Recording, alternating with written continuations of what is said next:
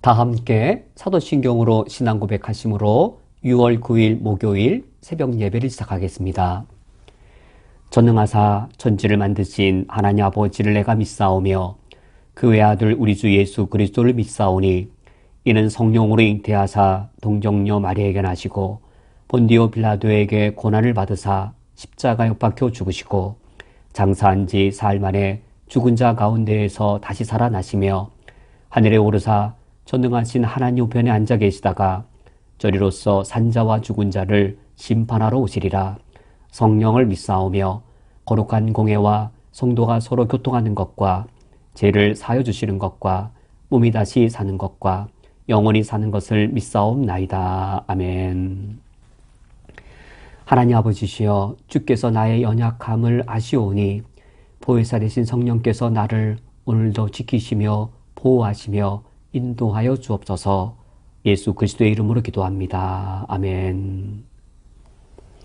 오늘 성경 말씀은 마태복음 16장 13절부터 17절까지의 말씀입니다.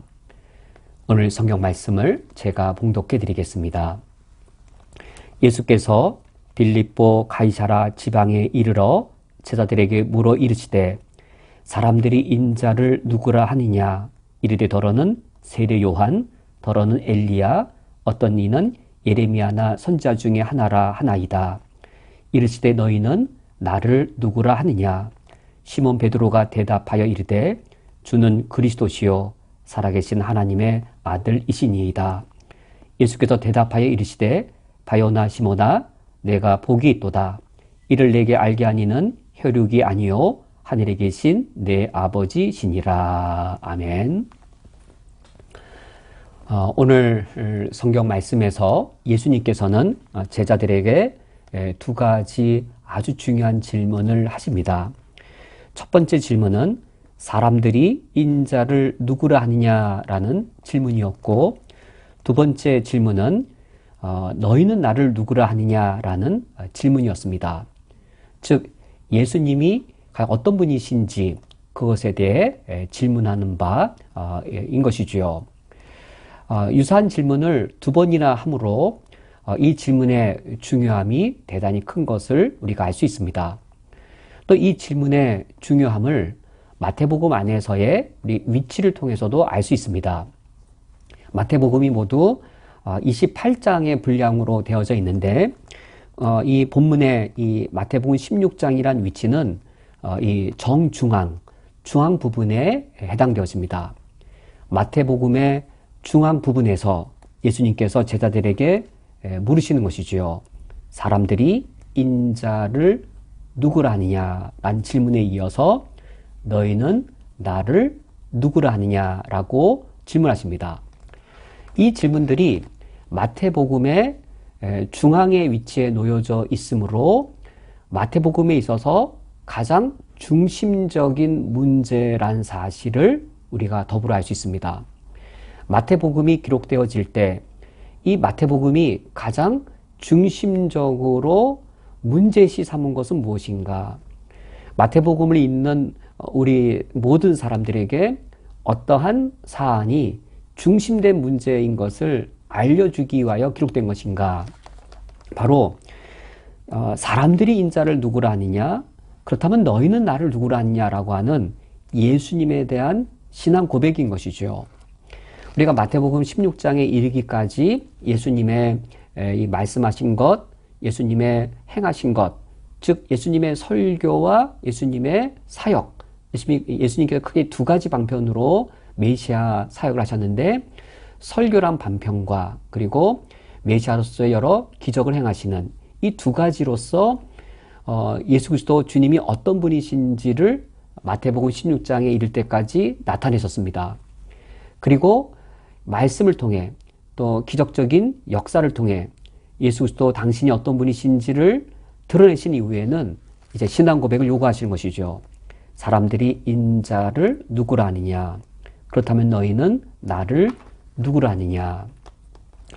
예수님께서 첫 번째 질문하신 바 사람들이 인자를 누구라 하느냐라고 이 질문하셨을 때 사람들의 답변은 불충분한 것이었습니다. 틀린 답은 아니지만 불충분한 것이었습니다. 더러는 세례 요한, 더러는 엘리야, 어떤 이는 예레미야나 선지자 중에 하나라라고 하여서 예수님을 선지자 정도로만 알 뿐이었고, 이것은 예수님에 대한 신앙 고백이 아니었습니다. 예수님을 하나님이 보내신 선지자 정도로 알 뿐이었고, 그들에게는 신앙 고백의 대상이 아니었습니다. 예수님께서 원하신 것은 신앙 고백이었던 것이죠. 예수님께서 제자들을 향해 너희는 나를 누구라 하느냐라고 질문하실 때 베드로가 신앙 고백을 합니다. 주는 그리스도시요 살아계신 하나님의 아들이시니이다. 여기서 이 주는 당신은 이라고 하는 영어로 you에 해당되는 말인데 우리 한글에서는 이렇게 존대어로 번역을 하여서 존대어이고 신앙 고백의 용어는 아닙니다. 두 가지로 신앙 고백을 하는데 첫 번째는 주님은 그리스도이시며 두 번째 신앙 고백은 살아계신 하나님의 아들이십니다라는 신앙 고백을 합니다. 예수님에 대한 신앙 고백이 마태복음의 중앙 부분에 놓여져 있으므로 마태복음이 우리에게 가장 중심적으로 요구하는 바, 하나님께서, 예수님께서 나에게 가장 중심적으로 요구하신 바는 무엇이냐면 바로 신앙 고백입니다. 두 가지 신앙 고백이 필수적이지요. 예수 그리스도, 주님은 나의 그리스도이십니다. 여기 그리스도란 말은 이 구원자가 되신다라는 의미입니다. 그리스도 메시아, 기름 부음 받은 자란 말은 하나님이 우리에게 보내신 나의 구원자란 의미입니다. 주는 그리스도시요 살아계신 하나님의 아들이시다란 말은 내가 섬겨야 할 나의 참 대상이란 것이죠. 그리스도이심으로 나의 구원자가 되시고 나의 구원자이신 예수 그리스도 주님은 하나님의 아들이셔서 내가 섬겨야 할 하나님이십니다. 나의 구원자이신 하나님의 아들, 당신이 내 인생의 주인이시고 내 인생의 왕이시고 나는 이제 당신의 소유로서 당신의 백성으로서 오직 당신만을 섬기겠습니다라고 하는 이 신앙 고백을 주님이 우리에게 요구하십니다. 저는 하나님께서 저에게 어떤 성취나 업적을 요구하실 거라 오해한 적이 참 많습니다. 제가 26살에 이제 대학교 선교단체에서 첫 사역을 시작했으니 30년이 흘렀습니다. 56세이고 30년 동안 선교단체에서 그리고 또 교회에서 섬겼습니다. 제가 30년 섬겨서 하나님의 영광을 위해 무엇인가 성취한 업적이 있을까를 돌아볼 때 하나도 없음을 고백하게 되었습니다. 물론 유능하시고 신실하신 많은 목회자들이 성취한 업적은 있겠지만 최소한 저는 없습니다. 저는 내가 30년 목회를 했기 때문에 나로 인하여 하나님의 영광이 이렇게 더 빛나게 되었다. 나로 인하여 하나님 나라를 이루는 이런 업적이 있다라고 전 전혀 단 하나도 말할 수 없습니다. 그렇다면 제가 앞날 가운데 목회를 할 때 그 남은 나의 목회 기간을 통하여서는 성취할 업적이 있을까? 저는 지금 30년 동안 전혀 없었던 것처럼 앞날에도 전혀 없을 것임을 저는 알고 있습니다. 하나님 아버지 앞에 이처럼 성취한 것이 없을 때 주님은 나에게 무엇을 요구하실까? 주님이 우리에게 요구하시는 것은 업적이나 성취라기보다도 신앙 고백이라는 사실을 신앙생활 할수록 저도 경험할 것이고 우리 성도님들도 경험하실 것입니다. 주님이 내게 요구하시는 것은 당신은 나의 그리스도이십니다. 당신만이 나의 그리스도이시고 십자가에 죽고 부활하심으로 당신이 나의 참된 구원자이십니다.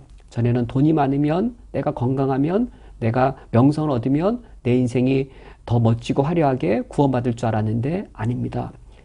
당신께서 십자가에서 나를 대신하여 죽으시고 나를 부활하심으로 당신이 나의 유일한 참된 구원주이십니다.